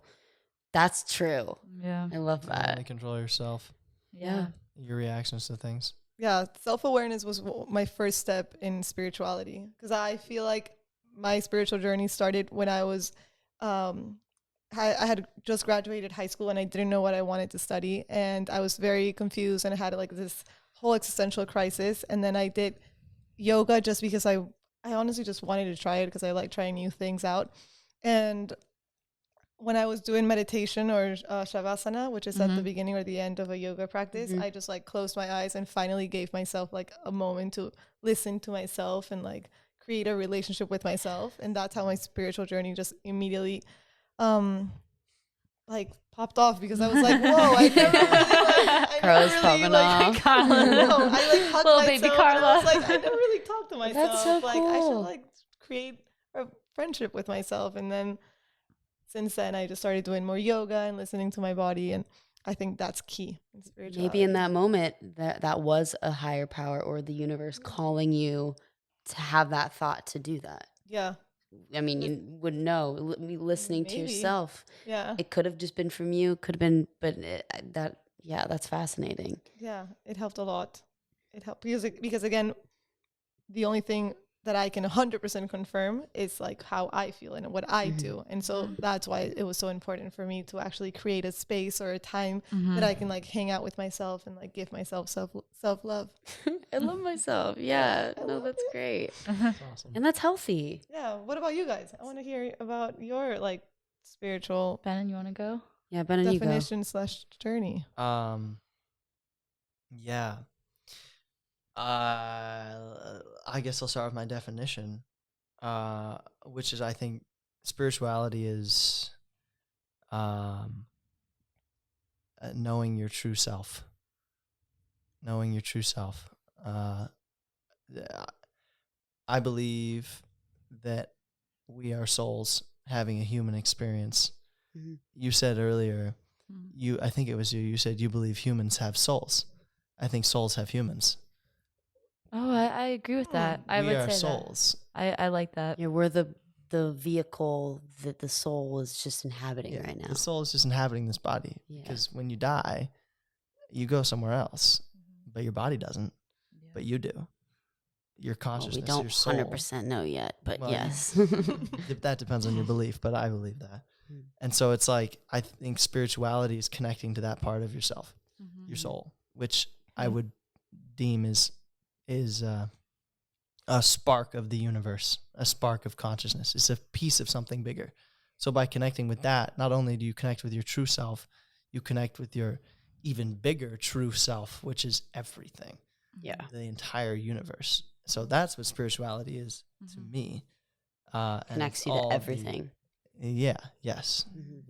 The connection to everything, which is your true self, and all the experiences that come with that and are part of that. And yeah, I mean, I relate to your story on a very similar level. I guess I've really been on a spiritual journey my whole life, but I wasn't consciously aware of it as much. Like I didn't fully embrace it until I guess it was the very end of 2019. And I don't even remember what the situation was, but I was so trapped in my own mind and I was so unhappy about something. And I went to sit on the beach with my mom, and like, bless her, she told me to ask myself what I need.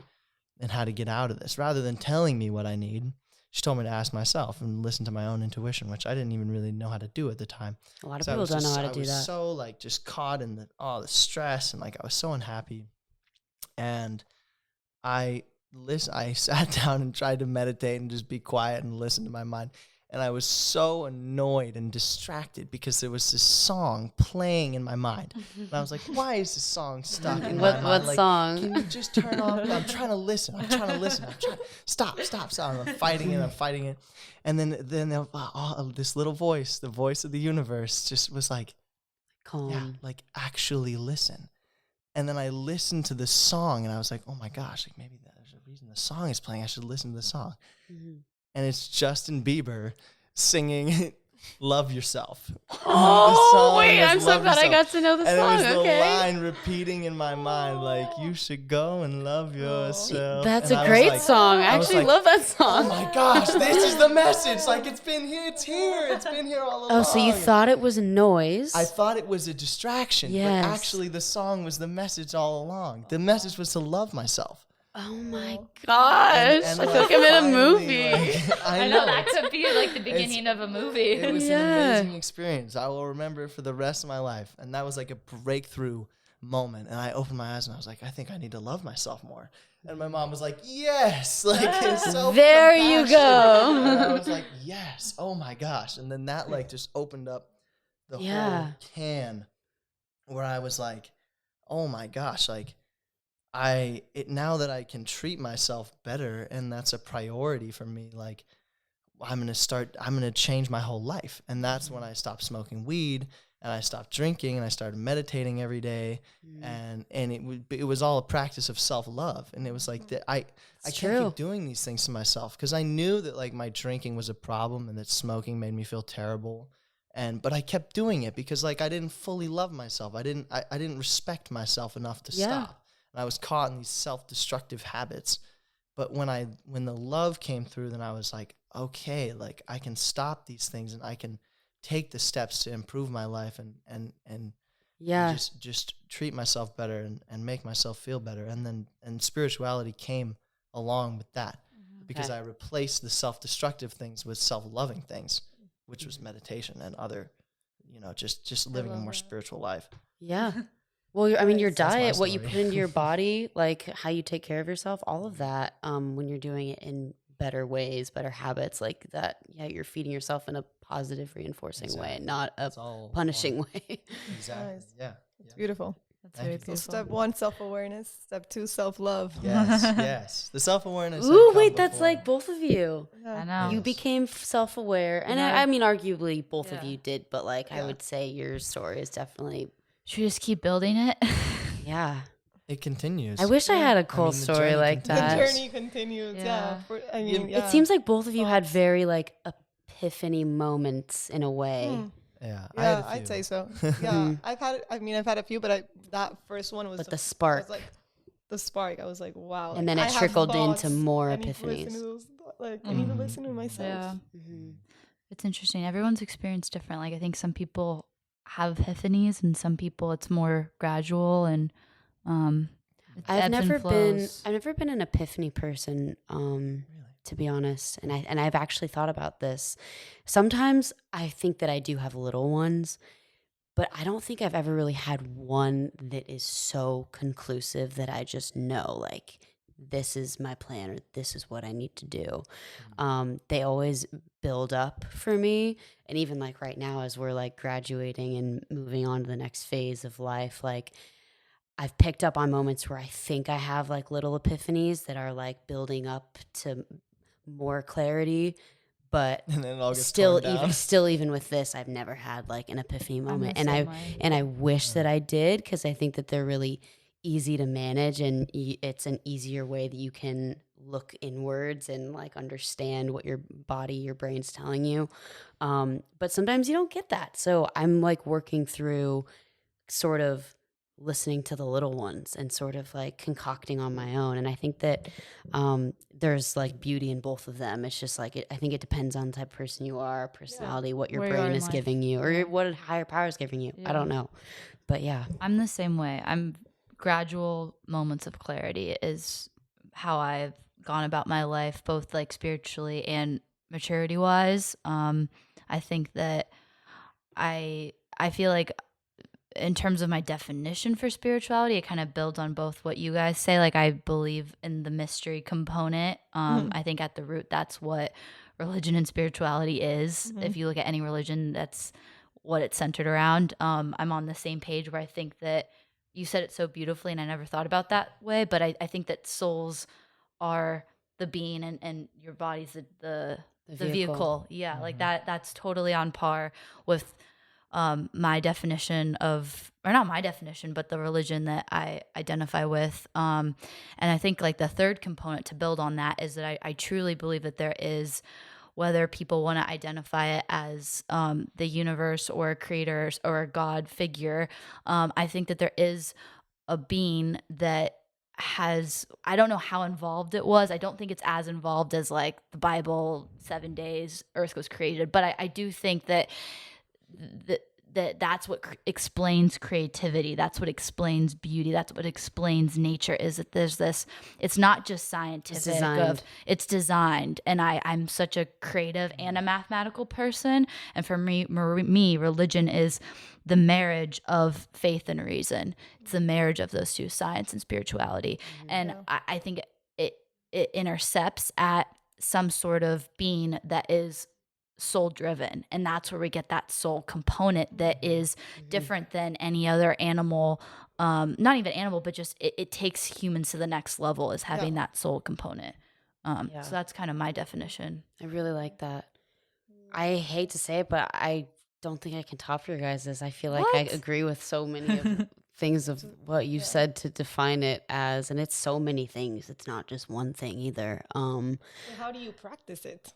How do you practice spirituality? Well, okay, so after what I just explained about like me feeling like I'm not like an epiphany person, that nothing fully comes to me like so solidified, that I feel like I just do that from that point on. I feel like my spirituality is sort of evolved similarly. And Ella, you just said it, like you weave that into your statement you just said. Like throughout the last 2 years, what happened was I think Ella has done so much for me, and I've done so much for her. And like, I don't know. We're like a married couple. And we're like everybody knows this. I mean, this is why we have this podcast. And like, I think that I'm a talker, and I think that talk therapy, like, you know, how sometimes people like don't do well with talk therapy, maybe journaling or other ways of like therapy would be better. I'm total opposite. Like when I'm able to talk, like my wheels are turning even for myself. Like obviously I'm communicating to you guys, I'm talking to you, but I'm also like talking to myself and therapeutically working through my own things. But I think through just little hints of bringing up like religion and spirituality topics, like within conversation, it like started there. And then from those conversations, then I started thinking about it more. And then it kind of became more re-implemented, where I was like, wait, I want this. Like I want to pursue this. Like I want to make this like more of a priority. And then now it's at the point where I literally look at like aspects of spirituality, aspects of like my faith, and it's ever evolving. I think that my faith will probably always be changing in little ways here and there, and never be fully formed as we figure out more things in science, as we figure out more things in the world, as I figure more about myself and ethics. And I do believe that there is an objective like moral code, and I think that it is directly correlated to like how our conscience like actually works. Like there's a reason why you feel guilt about certain things. That's not because of like structural standards. That's because something, like there's something in us that knows that that is an evil act, or that's an evil thought, or whatever. So like I said, I want to keep it open-ended because I think that is important and there could be good payoffs. But I am embracive of that. And I think that I don't know. It's funny how in such a short amount of time you can go from having nothing in your life to so much. and it gives meaning to not only you, but like everything you do. Like you just are so much more mindful of, wait, why am I doing this? Why did I have this thought? Why did this certain thing impact me so much more than I thought it would? Like, I don't know. You just get so much more in tune with yourself, your surroundings. And I want to keep it there. Like, I feel like now that we're not 25 yet, so our brains aren't even technically scientifically fully developed. Really, is it 25? It's 25. I think it's It 25. used to be Yeah, 22. It's Or 25. They keep moving. maybe there's a reason for that. I don't know. That's why you don't get off your parents' health insurance. But I guess like 25. No. physically, like cellularly, it hasn't even fully I guess expanded. Whatever. Wow. Mhm. Wow. There's still a lot of time. But we're close. So I feel like I'm at a maturity spot right now in my life that I feel very confident that I know a lot about myself. And I would predict that like all of us here, and this could be a subtle brag, I do think that I get the sense that all of us have, like, we think about a lot and we think about ourselves a lot. And it's not in a conceited way. It's in a healthy and hopefully humble way. That's what I try to do. And I'm fine with critiquing myself. I do it all the time. But I know the fine line between like, oh, these are harmful thoughts that I'm bringing to myself, or these are conceited thoughts that I'm bringing to myself, and I need to bring myself down. Like, I think that you have to keep yourself at that balance.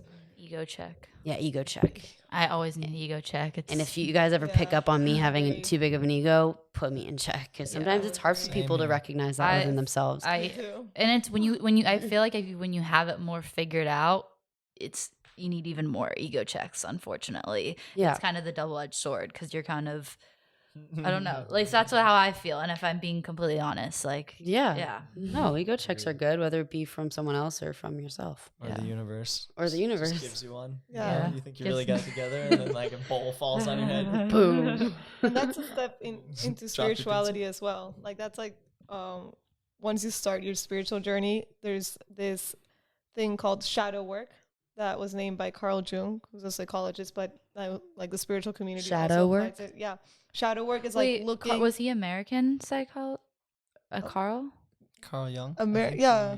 Yeah, in the Young. 70s, right? Yeah. Okay. He He's was super part famous. of he made the humanistic Yes, psychology. yes, of, yes, like, I know who you're talking about. positivistic psychology. Yeah. So yeah, he created this whole theory called shadow work, which is looking at our ego and our unhealthy behaviors and trying to reprogram our brain so that we create healthier behaviors.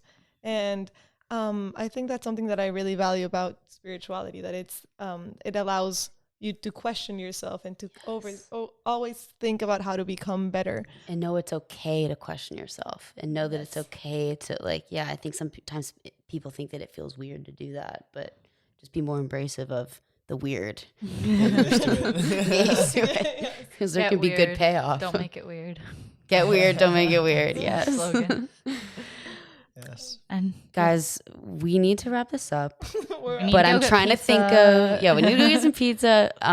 It is technically Earth Day, so we could I want to end this on something really solid though. I don't know if you guys have any ideas, but I will say that also something that spirituality has made me realize is our interdependence within all of us and the earth.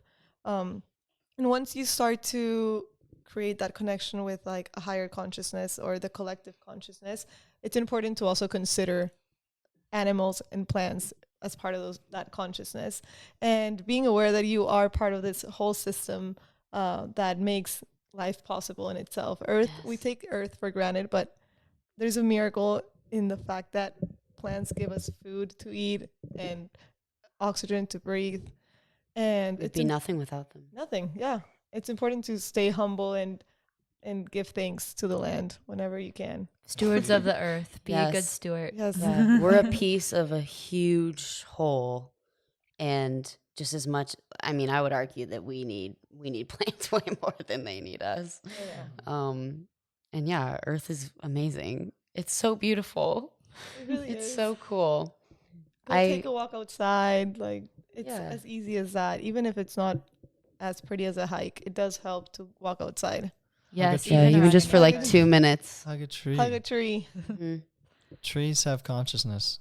This I totally agree with you. Like when you start on your spiritual journey, you start to realize that everything is one. Like it's all part of one creation. However you want to look at it, part of the same creation, one and the same.